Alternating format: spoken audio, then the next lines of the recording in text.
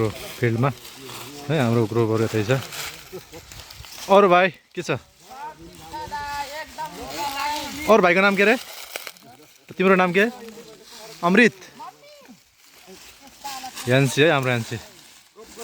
हाम्रो ग्रुपको यान्सी हो यो चाहिँ हैन हाम्रो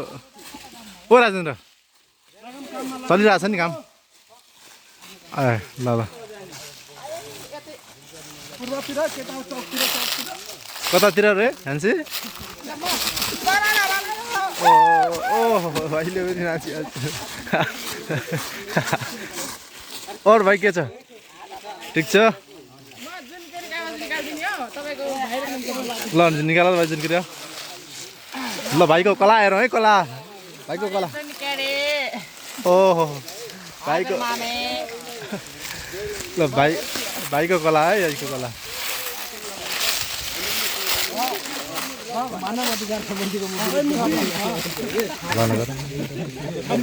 ल त हाल सिधै के छ त हाल है ल बाबु चल अब हाम्रो हानु है त ठिक छ नि एउटा साथीले चाहिँ अब थिनिङको काम गर्दैछन् हैन थिनिङको काम गर्दाखेरि एउटा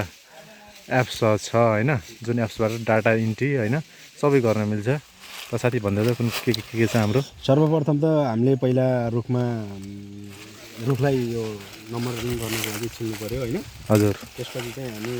म्याप हेरेर हैन कति नम्बर कुन एप्स रहेछ साथमा साथी यो चाहिँ हाम्रो यसको एप्सको नाम चाहिँ यो क्यू फिल्ड है क्यू फिल्ड रहेको छ हैन र साथै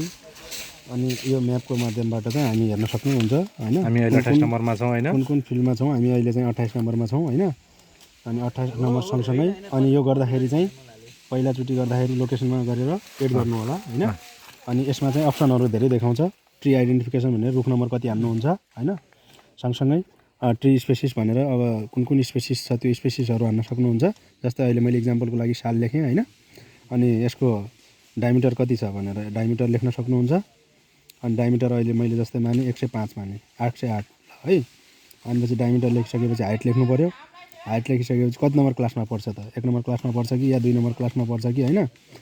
अनि त्यसको लेखिसकेपछि रुखको कन्डिसन कस्तो छ अनि यो रुखको कन्डिसन कस्तो छ अब त्यो कन्डिसन राम्रो छ कि डेड छ कि ड्राइङ छ कि डिजिट छ कि हैन